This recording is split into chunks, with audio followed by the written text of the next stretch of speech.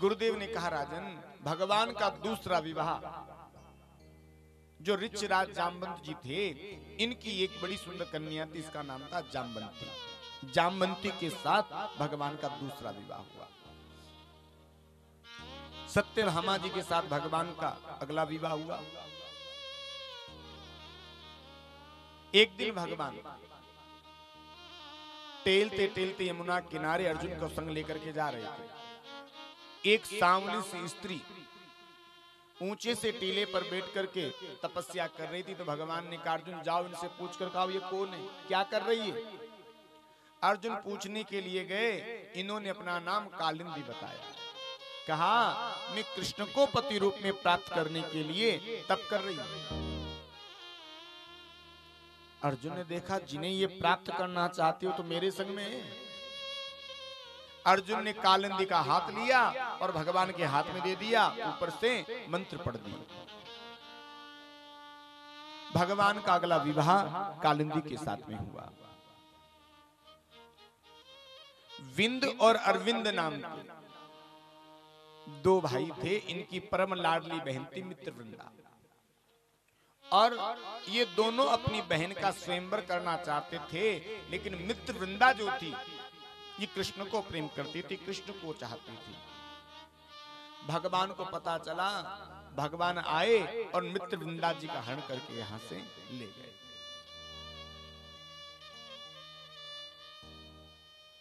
मद्र देश के राजा थे। इनकी बिटिया का नाम था लक्ष्मण। भगवान का अगला विवाह लक्ष्मणा जी से हुआ। भगवान का एक विवाह भद्रा से हुआ। इधर एक नागजीत नाम के राजा थे। इनकी बड़ी सुंदर कन्या थी, उसका नाम था नागनजीती।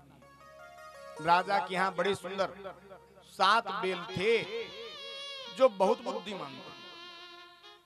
राजा ने प्रतिज्ञा करी थी, जो कोई मनुष्य इन 7 बेलों के नाक में एक सात नथेल डाल देगा, उसी के साथ में अपनी बेटी का विवाह करूंगा। भगवान गए। आज भगवान ने एक ही मूर्ति में 7 अलग अलग रूप बनाए और 7 बेलों के नाक में एक सात नथेल डाल दिया। तो आज भगवान का अगला विवाह नागनजीती के साथ में संपन्न हुआ। ये भगवान की 8 मुख्य पटरानियां बनी।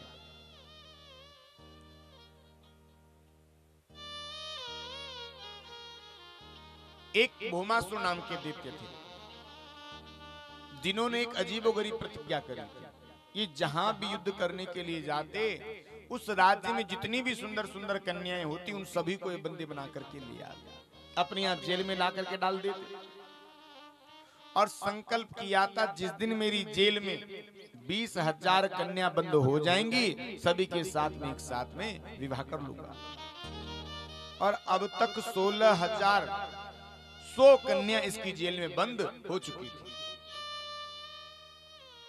भगवान को सूचना मिली। भगवान आए और इस भौमासुर से भगवान का घमासान युद्ध हुआ। आज भगवान ने इस भौमासुर का उद्धार कर दिया और जितनी भी ये कन्या थी सबको आज भगवान ने कैद से मुक्त करवा दिया। कहा, देवियों अब आप अपने अपने घरों को जा सकती हो। ये कन्या कहने लगी, प्रभु अब हम हमारे घरों को नहीं जा सकती। क्यों?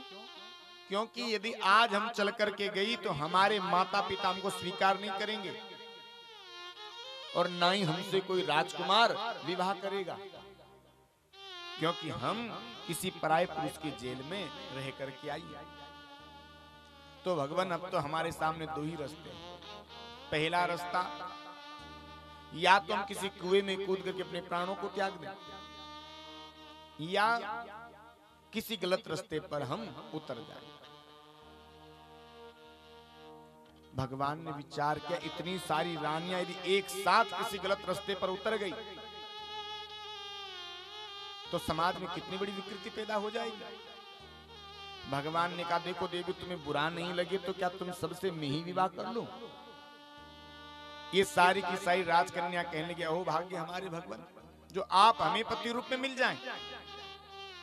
और आज भगवान ने एक ही घड़ी में इन समस्त राजकन्याओं के साथ में विवाह कर लिया। इस प्रकार से भगवान के 16,108 विवाह पूर्ण हुए। ये 16,108 आखिर थे कौन? देखिए, जो हमारी 8 प्रकार की मुख्य प्रकृति है, ये 8 प्रकार की प्रकृति ही भगवान की 8 पटरानियां बनकर की आई। और जो 100 प्रकार के उपनिषद बताए गए हैं, ये उपनिषद ही भगवान की पत्नियां बनकर के आई।